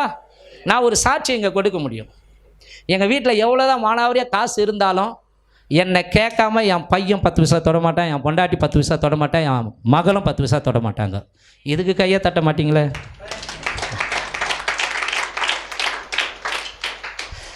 எங்க குடும்பத்தில் சாட்சி எழுமணுங்க. ஓகேவா? நல்ல ஆவி நம்ம ஆளுகை செய்ய வேண்டும். ஏன் எதிர்காலத்து குறித்து நாம பயப்படணும்? மரத்தை வச்சவர் தண்ணி ஊத்துவார், பயப்படாதீங்க, கர்த்தர் எல்லாம் பார்த்து கொள்வார். என்ன சொல்றீங்கம்மா? கவனிங்க, ஒரு பெரிய பஞ்சாயத்து, சர்ச்சுக்கு அவர் வரல, அவர் பேர் சம்பத்து, அவர் பேரை மாத்திரம் தான் சொல்லுவேன், அவங்க மனைவி பேரை சொல்ல மாட்டேன். இங்கே நடக்கல, ஏங்க ஐயா சர்ச்சுக்கு வரல அப்படின்னு கேட்டால், நல்ல மனுஷன், என்னை விட வயசில் ஒரு 20 வயசு பெரியவர், ரிட்டையர்ட் ஆகி இப்போ இருக்கிறாரு. பாஸ்டர், அவர் பண்ணி வச்சிருக்க கோலத்தை பாருங்கள் பாஸ்டர். என்ன சிஸ்டர் என்ன பண்ணீங்க நீங்கள்? நான் ஒன்றுமே பண்ணல பாஸ்டர், நான் ஒன்றுமே பண்ணல பாஸ்டர். பாஸ்டர், எனக்கு தெரியாமல் 10 லட்சம் கடன் வாங்கி வச்சிருக்கிறா பாஸ்டர். யோசிச்சு பாருங்க, 10 லட்சம் கடன் வாங்கி வச்சிருக்கிற உன்னை அவர் பத்திரமா பார்த்துருக்கிறாரு, கோவப்படாமல். வெறுப்பாக இருக்குது பாஸ்டர், அதனால சர்ச்சுக்கு வரல. என்ன இவ போய் அங்கே ஆடுறா, ஆடி என்ன பிரயோஜனம்? ஆவில நரம்புறா, இவ பேச அந்நிய பாஷையாது, இவ பேயாக தான் இருக்கணும் பாஸ்டர். சண்டை வருது 2 பேருக்கும். அப்புறம் இது பண்ணி, சிஸ்டர் என்ன பண்ணீங்க? அந்த அம்மா என்ன பண்ணாங்கன்னா, 3 பிள்ளைங்க, பெரிய பிள்ளை அவன் தனியாக போயிட்டான், அவனுக்கு கொஞ்சம் கொடுக்கறதுக்காக கடை வாங்கியிருக்குது, அவங்க சொந்தக்காரங்க கேட்டாங்கன்ட்டு கடை வாங்கியிருக்குது, அதுவும் 10 பைசா வட்டிக்கு. வாங்கிருந்து 5 லட்சம், ஆனால் குட்டி போட்டு இப்போ 10 லட்சம் வெய்யின்றாங்க. ரிட்டையர்டு வாங்கி பணம், அவர் ரிட்டையர்ட் ஆன இருப்பார், அந்த பணத்தை அங்கே கட்டினார். நல்ல கணவருக்காக கை தட்டி தேவனை மயப்படுத்துவோம். அப்படி நல்ல கணவர் இருக்கும்போது உண்மையை சொல்லிடணும்ல. ஆமாம், இன்றைக்கி போனால் இன்றைக்கி நல்லா சந்தோஷமாக இருக்கிறாங்க. என் 3வது பிள்ளைக்கு பாஸ்டர் குழிப்பாந்தாண்டத்தில் பொண்ணு பார்த்துருக்குறேன், ஜெபம் பண்ணிங்க. ஆகவே நான் என்ன சொல்ல வரேன்னா, நம்ம குடும்பத்தில் புருஷனையும் நல்ல ஆவி இயக்கணும், மனைவியும் நல்ல ஆவி இயக்கணும், கவனிங்க, பிள்ளைகளையும் நல்ல ஆவி இயக்கணும். ஹல்லேலூயா. பெற்றோருக்கு தெரியாமல் பிள்ளைகள் ஒரு காரியத்தை மறைக்கக்கூடாது. எத்தனை பேர் கையை தூக்கி ஆமேன் அப்படின்னு சொல்ல முடியும்? கை வரல பார்த்தியா? கணக்கு கொடுக்கணும். சரிங்களா? புரியுதுங்களா? ஆமென். ஒரு வசனத்தை நம்ம படிக்கலாம். 2 கொரிந்தியர் 5:10.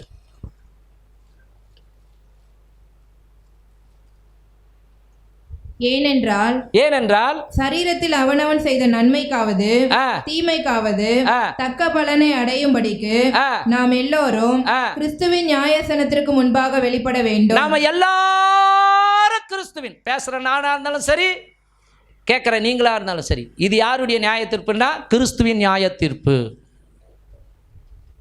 இன்னொரு நியாய தீர்ப்பு இருக்குது, நித்திய நியாய தீர்ப்பு. அந்த நியாய தீர்ப்பு இல்லைனாலும் இது கிறிஸ்துவின் நியாய தீர்ப்பு இருக்கிறது. அவன் கிரியைக்கு தக்க பலன், சரீரத்தில் அவன் செய்த நன்மைக்காவது தீமைக்காவது தக்க பலனை அடையும்படிக்கு நாம் எல்லோரும் கிறிஸ்துவின் நியாயாசனத்திற்கு முன்பாக வெளிப்பட வேண்டும். ஆமென். ஒரு தப்பு பண்ணாலே இதயம் பட்டு அடிச்சுக்குங்க. பேங்க்லாம் கவனிங்க, அலாரம் ஒன்று திருட உள்ள நுழைஞ்சிட்டாலே என்னவாம், அடிக்குமா அடிக்காதா? அத மாதிரி ஒரு தப்பு பண்ணாலே ஐயோ பண்ணிட்டேனே நிம்மதியாக இருக்காது தெரியுமா? நிம்மதியாக இருக்காது. ஜெபம் பண்ணாலே குத்தம்.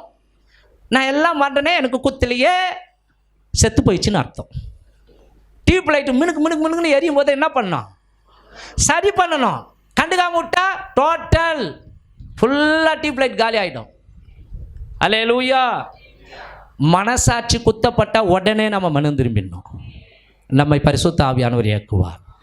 ஆகவே பிசாசுக்கு ஒரு பெயர் கள்ள தீர்க்கதரிசி. அடுத்த பெயரை நாம் வாசிப்போம், பொய்யன். இந்த பெயர்லேயே இருக்குது அவன் பொய் பேசுகிறவன் அப்படின்னு சொல்லி. அவனுடைய பெயர் அடுத்தது என்னதுங்க? பொய்யன். வாசிக்கலாம். யோவான் புஸ்தகம் 8ஆம் அதிகாரம் 44வது வசனம். 8:44.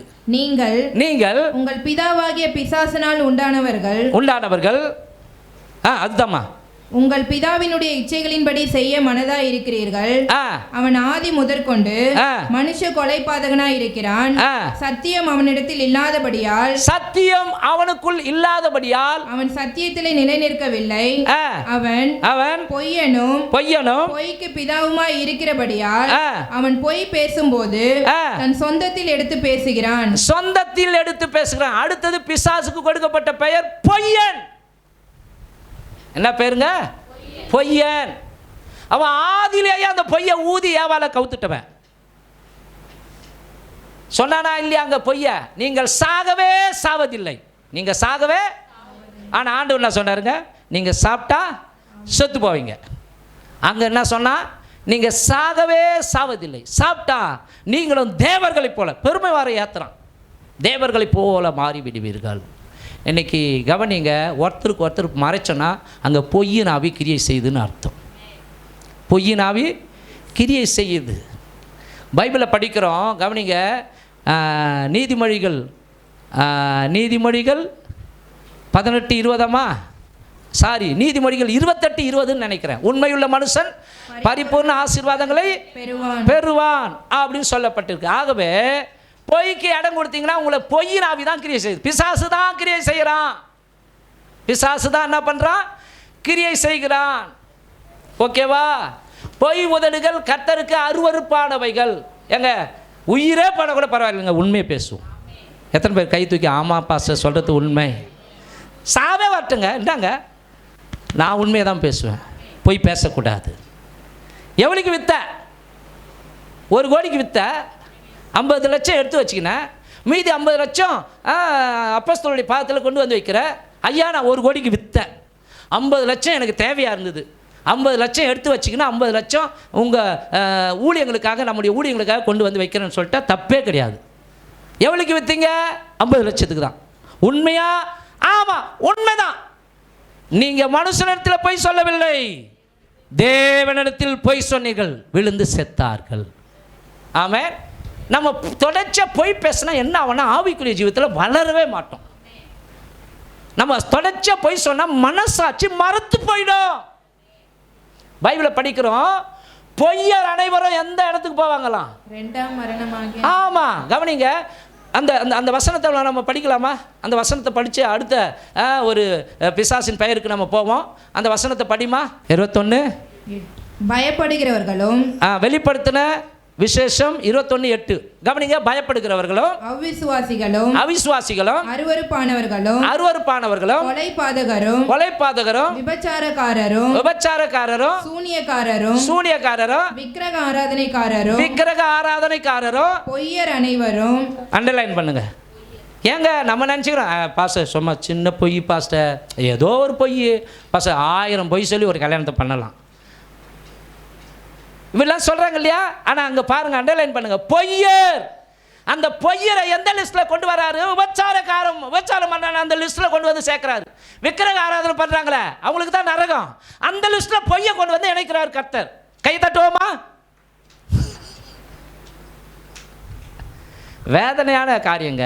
அப்படின்னா என்னென்னா, பொய் பேசுகிறேன், நான் தொடர்ந்து பொய்யை பேசுகிறேன், எனக்குள்ள மனசாட்சியில் உரைக்கல, சூடு சொரணம் இல்லை அப்படின்னா, கவனிங்க, இந்த அதர்சத்தை சில பேர் என்ன பண்ணுவாங்க, எடுப்பாங்க, அப்படியே எடுக்க எடுக்க எடுக்க எடுக்க கை மரத்து போய் அப்படியே எடுப்பாங்க எண்ணெயில். அது மாதிரி தான் பொய் பேசி பேசி பேசி பேசி மரத்து போய் என்ன ஆகுது, பொய் ஆட்டோமேட்டிக்காக வருது. இன்றைக்கி பலிபீடத்திலிருந்தே பொய்களை நிறைய பேசுகிறான். இன்றைக்கி பொய் பேசுகிறவங்களாம் செத்து போனோன்னா முதல் பலிபீடத்தில் தான் விழுந்து சாவானுங்க. ஏன்னா ஊழியக்காரங்களும் நிறைய பொய் பேசுகிறானுங்க. ஆமாம், அப்போ அங்க சொல்ற பொய்யர் அனைவரும் இரண்டாம் மரணமாகிய அக்கினியும் கந்தகமும் எரிகிற கடலிலே பங்கடைவார்கள் என்றார். ஆமா, சரிங்களா? சரிங்களா? என்ன வந்தாலும் பரவாயில்லை, உண்மையை பேசும். சரிங்களா? ஆமா, குடும்பத்தில் உண்மையா இருங்க. மனைவிக்கு புருஷன் உண்மையா இருக்கணும், புருஷனுக்கு மனைவி உண்மையா இருக்கணும், பெற்றோர்களுக்கு பிள்ளைகள் உண்மையா இருக்கணும். நீங்க உண்மையா இருப்பீங்கன்னு சொல்லி தான் தூரத்தில் இருக்கிற காலேஜெலாம் சேர்த்து வைக்கிறாங்க. நீ காலேஜுக்கு போறன்னு போய் தியேட்டரில் போய் உட்காரியோ, ஃப்ரெண்ட்ஸும் கூட உட்காந்து கூத்தடிக்கிறியோ, யாருக்கு தெரியும்? ஆனால் படைத்தவர் ஒருவர் பார்த்து கொண்டு இருக்கிறார். ஆமா, வசனம் சொல்கிறது எபேசியர் 2:25, பொய்யை கலைந்து அவன் தன் சகோதரனோடு மெய்யை பேச கடவன். பொய்யை கலைந்து அவன் தன் சகோதரனோடு மெய்யை பேச கடவன். சரிங்களா? ஆகவே நம்ம உண்மையாக இருப்போமானால் பிசாசு நம்மக்கிட்ட கவனிங்க டச் பண்ண முடியாது. ஆண்டவர் ஒரு இடத்துல சொல்வார், உலகத்தின் அதிபதி என்னிடத்தில் வருகிறான், அவனுக்கு என்னிடத்தில் ஒன்றுமில்லை. அடுத்து 13, கொலைபாதகன். இவன் பெயரிலேயே அந்த அர்த்தமும் இருக்கிறது, கொலை செய்கிறவன்.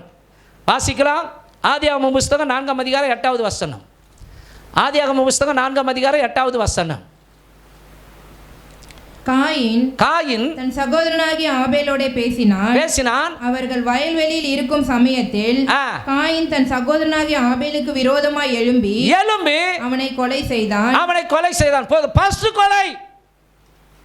ஃபர்ஸ்ட் கொலை காயின் பண்ணிட்டான். உலகத்தில் முதல் கொலை. அன்னைக்கு நடந்த கொலை இன்னைக்கு தொடர் கொலையாக நடந்து கொண்டிருக்கிறது. கவனிங்க, ஒரு உயிரை எடுப்பதற்கு நமக்கு அதிகாரம் இல்லை. கவனிங்க, நானே சூசைட் பண்ணிக்கிறதுக்கு எனக்கு அதிகாரம் இல்லை. இப்போ நீயோ அல்லது நானோ சூசைட் பண்ணிக்கினா, தற்கொலை பண்ணால் நம்ம போய் சேர இடம் நரகம். சரியா? காலம் வருவதற்கு முன்பே நாம் என்ன பண்ணக்கூடாது? தூக்கில் தொங்கக்கூடாது, விஷப்பாட்டில் எடுத்து குடிச்சிடக்கூடாது. சரிங்களா? ட்ரெயின் முன்னாடி பாஞ்சிடக்கூடாது. கர்த்தர் இருக்கிறார், அவர் நடத்துவார். ஓகேவா? ஆகவே இவன் மனுஷ கொலைபாதகன். தற்கொலை பண்ண வைக்கிறது கூட ஒரு அசுத்தாவி தான். சரிங்களா? இன்னைக்கு கவனிங்க, அகால மரணம், கூலிப்படை, அங்கங்கே வெட்டானுங்க பார்த்தியா, மானாவரியாக வெட்டானுங்க பார்த்தீங்களா? இதெல்லாம் என்னன்றீங்க நீங்கள்? எல்லாம் கொலை பண்ண வைக்கிற ஆவி, மனுஷ கொலைபாதகன். அவன் ஆதிலேயே மனுஷ கொலைபாதகனாய் செயல்படுகிறான். அங்கே ஆவேலை கொலை செய்கிறான். இன்னைக்கு நிறைய பேருடைய ஆத்மாவை, நிறைய பேருடைய விசுவாசத்தை, நிறைய பேருடைய ஜீவியத்தில் கவனிங்க, அவன் அழிவை உண்டாக்கி கொண்டிருக்கிறான், கொலைபாதகன். ஹல்லேலூயா, ஆமென். அப்போது கொலைபாதகன், அந்த ஆவியை உடையவங்க கர்த்தரை விட்டு பின்வாங்கி போவாங்க, ஐக்கியத்திலேருந்து பின்வாங்கி போவாங்க. கொஞ்சம் கொஞ்சமாக முன்னாடி உட்காரவங்க பின்னாடி போயிடுவாங்க. ஆமாம், பைபிளில் படிக்கிறோம், ஒருவன் எனக்கு விரோதமாய் பாவம் செய்தால் அவன் தன் ஆத்துமாவை சேதப்படுத்துகிறான். நான் செய்கிற பாவம் யாரையும் பாதிக்கலனாலும் என் ஆத்துமாவை நான் கொலை செய்கிறேன்னு அர்த்தம், பாவம் செய்யும்போது. சரிங்களா? சத்தமே வரமாட்டேந்த. அப்போ கர்த்தரை விட்டு பின்வாங்கி போகிறவர்களை பிசாசு கொல்லுகிறான். திருச்சபையின் ஐக்கியத்தை விட்டு விலகுகிற பிள்ளைகளை சாத்தான் கொலை செய்கிறான். உதாரணமாக வாசிக்கலாம், லூக்கா புஸ்தகம் 10ஆம் அதிகாரம் 30வது வசனம். 10:30, லூக்கா 10:30. இயேசு பிரதியுத்தரமாக, ஒரு மனுஷன் எருசலேமில் இருந்து எரிகோவுக்கு போகையில் கள்ளர் கையில் அகப்பட்டான். அவர்கள் அவன் வஸ்திரங்களை உரிந்து கொண்டு அவனை காயப்படுத்தி குற்றுயிராக விட்டு போனார்கள். கொலை செஞ்சு சாவர நிலைமையில விட்டுட்டு போனாங்க. இப்போ பாருங்க, எருசலேமில் தானே நீ இருந்த, நீ ஏன் எரிகோவுக்கு போன? உன்னை சேஃப்டியான இடத்துல தானே கர்த்தர் கொண்டு வந்து வச்சிருக்கிறாரு. எருசலேம் சமாதானத்தின் நகரம். அப்போ அந்த இடத்துல இருந்து எரிகோவுக்கு போக ஏன் ஆசைப்பட்ட? எரிகோ சபிக்கப்பட்ட உலகத்தை குறிக்குது. எருசலேம் தேவனுடைய ஐக்கியத்தை குறிக்கிறது. அப்போ தேவனுடைய ஐக்கியத்தை விட்டு ஒருத்தன் விலகி போக ஆரம்பித்தாலே அவனை குறி வச்சுடுவான் பிசாசு. ஆமென். கவனிங்க, இங்கே இருந்தால் அநேகருடைய ஸ்தோத்திரத்தினால கிருபை பெருகும். அப்போது தனியாக போக நினச்சதுனால கள்ளர் கையில் அகப்பட்டு அவன் வஸ்திரத்தை உரிந்து கொண்டார்கள். அவனை பயங்கரமாய் காயப்படுத்தி அவனை கூற்றுயிராய் விட்டு விட்டு போனார்கள். இன்னைக்கு ஐக்கியத்தை விட்டு பின்வாங்கி போயிருக்கிறவர்கள் எல்லாம் சாத்தானால் கொலை செய்யப்படுவார்கள்.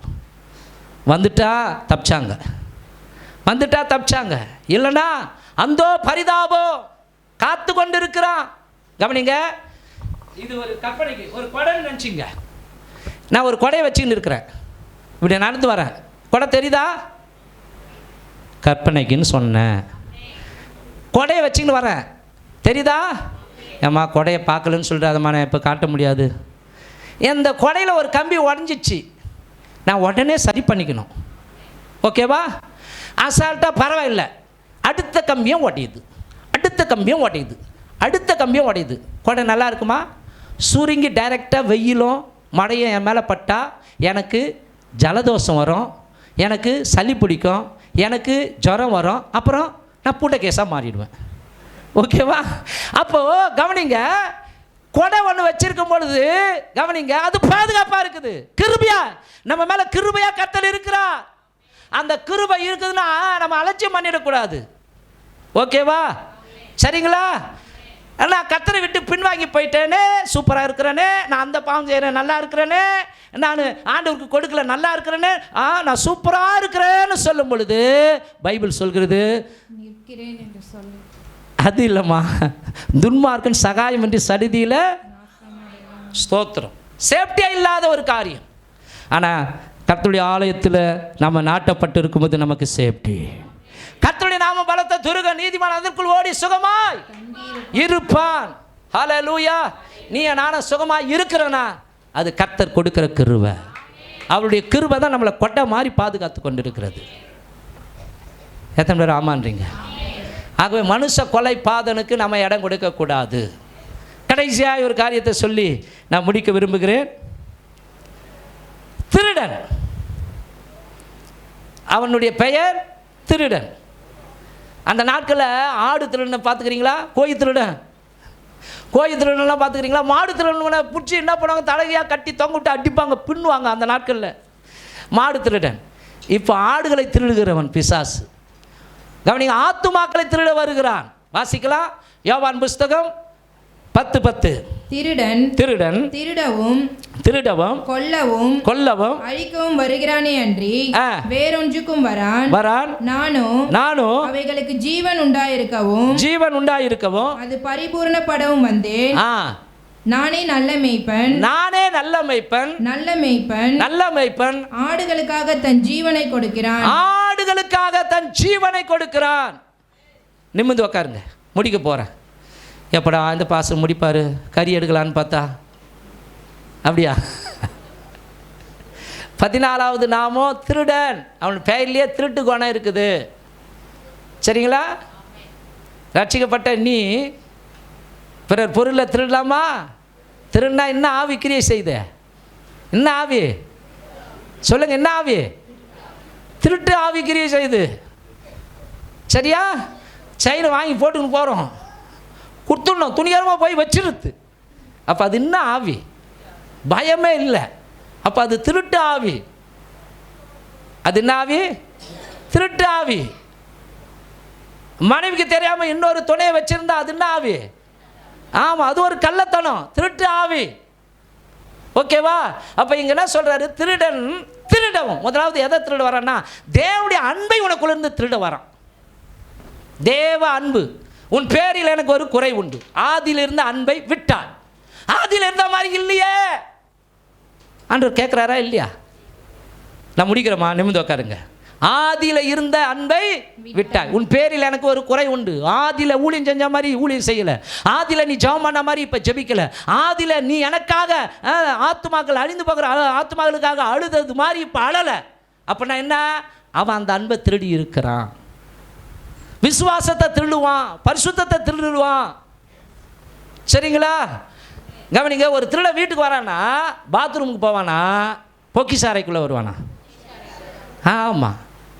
அந்த காலத்தில் உப்பெல்லாம் மனாவரே மூட்டை மூட்டையாக வச்சுட்டு போவாங்க. அப்போ அவனே தொட மாட்டான். ஆனால் இப்போ உப்பு கூட உள்ளே தூக்கி வச்சிடறாங்க. ஏன்னா உப்பை கூட கொண்டு போயிடுவாங்க இப்போ.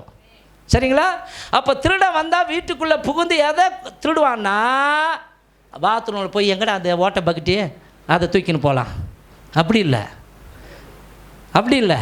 வீட்டில் பொக்கிஷம் எது விலையேற பெற்றதோ அதை திருட வருவான். உங்கள் ஆத்மா விலையேற பெற்றது. ஆமென். அதை திருட வருவான். ஜாக்கிரதையாய் காத்துக்கொள்ள வேண்டும். உங்கள் ஆத்மாவை நீங்கள் பாதுகாத்து கொள்ளுங்க.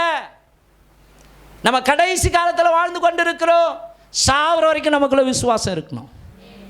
ஹல்லேலூயா. ஆமென். ஆமாம். கிடைச்சாலும் சரி, கிடைக்கலனாலும் சரி, என் வாழ்க்கையில் என்ன நடந்தாலும் சரி, என் விசுவாசத்தை திருடவே முடியாது. எத்தனை பேர் சொல்ல முடியும்? யோபுக்குள்ளே இருந்த அத்தனையும் அவன் திருடினாலும் யோபு சொல்றாரு, என் மீட்பர் உயிரோடு இருக்கிறார், என்னை கொன்று போட்டாலும் அவர் மேலே நம்பிக்கையாக இருப்பேன். தேவரீர் சகலத்தையும் செய்ய வல்லவராய் இருக்கிறீர், நீர் செய்ய நினைத்திருக்கிறது ஒன்றும். ஹல்லேலூயா. ஆமாம். ஏய் பிசாசே, நீ எதை திருடியோ திருடு, என் ஆத்மாவை நீ திருடவே முடியாது. என் ஆத்மாவின் ரட்சகர் இயேசு கிறிஸ்து, என் ஆத்மாவின் அதிபதி இயேசு கிறிஸ்து. ஆமென். இப்போ இன்றைக்கி நிறைய பேருடைய ஆத்மா தான் உலகம் திருடிக்கின்னு இருக்குது. இப்போ கவனிங்க, எல்லாரும் இம்மைக்காக இதை வாங்கி போடு, அதை வளைச்சி போடு, இந்த இடத்துல சொத்து வாங்கி போடு, இந்த இதை வாங்கி போடு, இங்கே வாங்கி போடு, எல்லாத்தையும் வாங்கி போட்டு பட்டுன்னு நான் எகிட்டேன்னா என்ன ஆகும்?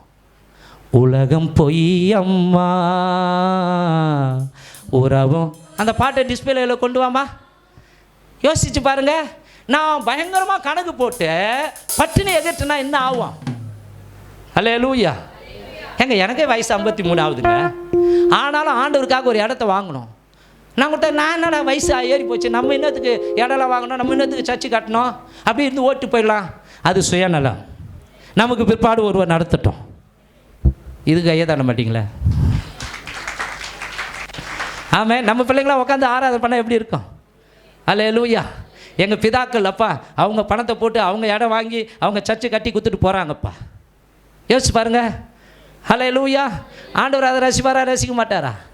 அப்போது கவனிங்க, ஆண்டவருக்கு கொடுக்க வேண்டியதை கொடுக்காமல் இருந்தாலும் நம்ம திருடர்கள் தான். பாஸ்டர் உனக்கு என்ன அச்சு விடணும், பேசுவேன் பத்தியா, நேரம் பார்த்து குத்துற பத்தியா ஊசிய, என் கஷ்டம் உனக்கா தெரியாது. அப்படிலாம் இல்லைம்மா. கட்டளை. தசம பாகம் கர்த்தருக்கு கொடுக்கணும் என்பது கட்டளை.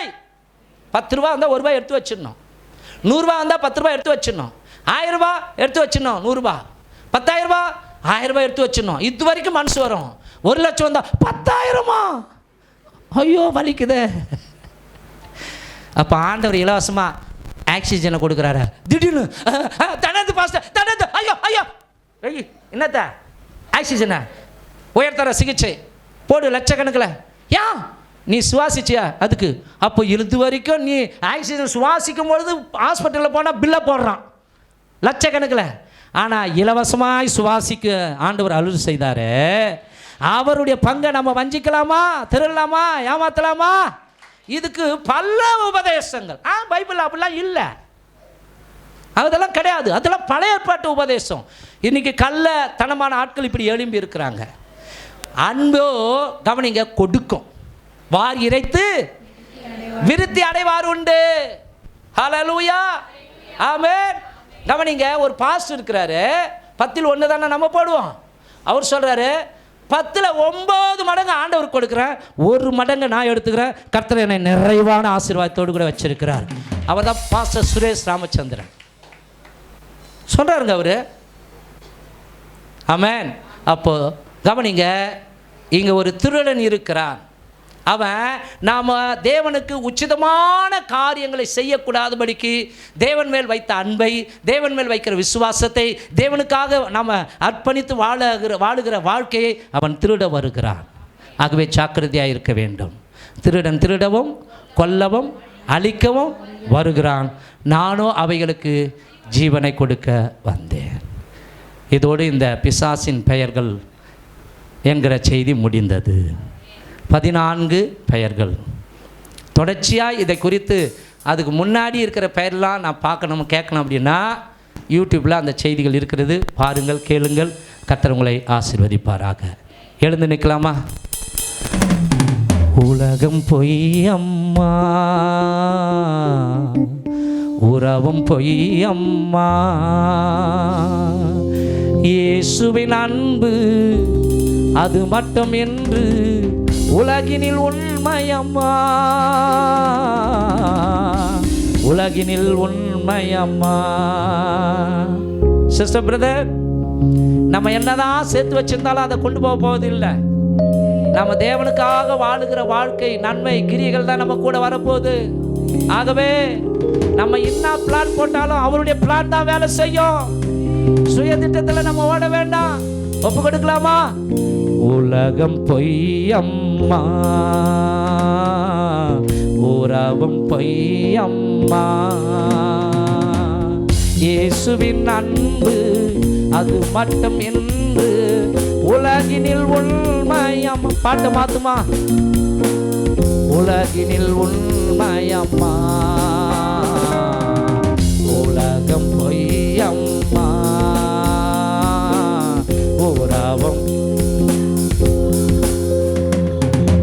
பிறக்கும் போது கையில் நீயும் கொண்டு வந்ததென்ன, கூட வருவதென்ன,